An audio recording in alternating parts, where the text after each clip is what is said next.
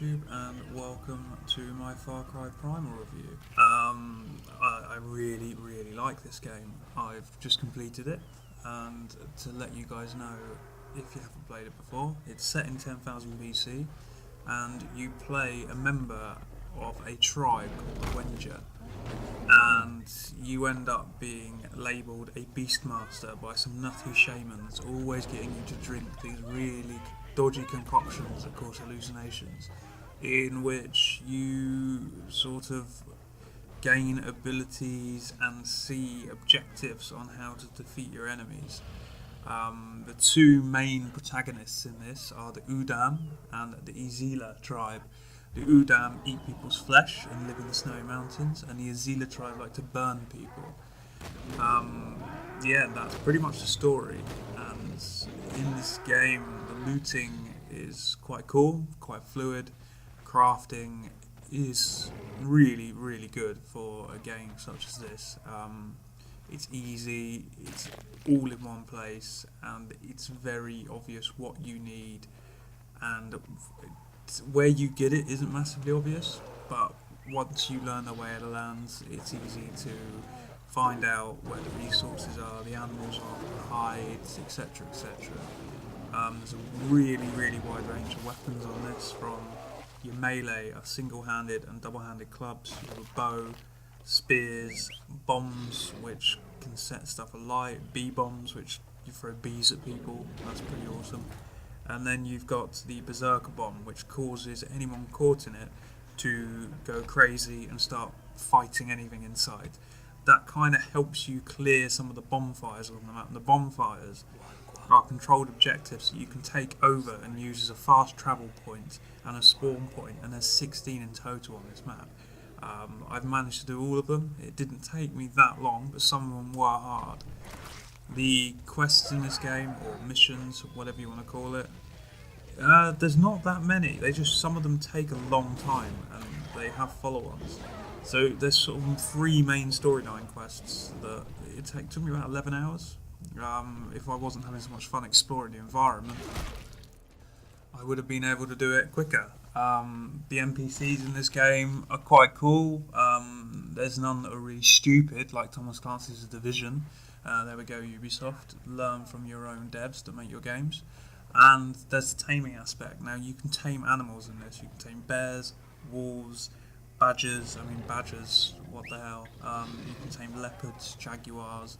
Then you've got the saber-toothed tiger and the big black bear.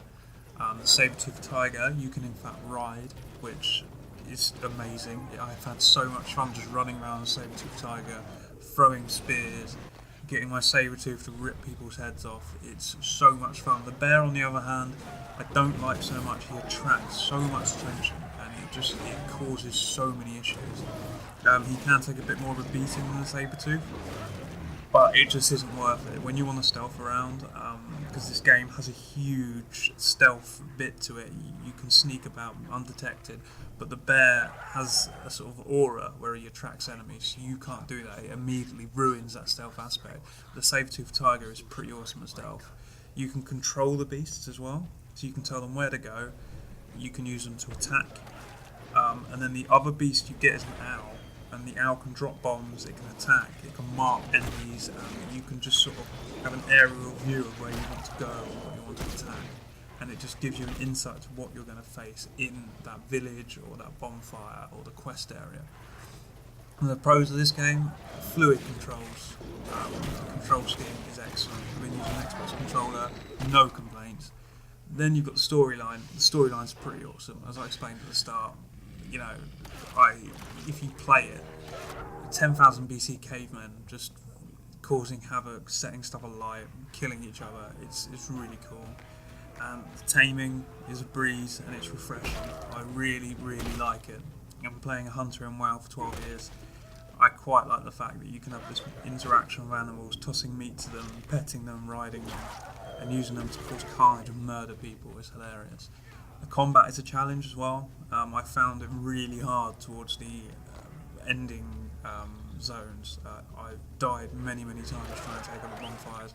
There's these guys with big maces in armour that just take a beating, and it's justified in this. You're using a wooden club with a stone in it. You're not using a rifle, so it takes a while to kill them. And they can all also sort of two-shot your pet, which is a bit odd to me. That was the one thing I didn't like.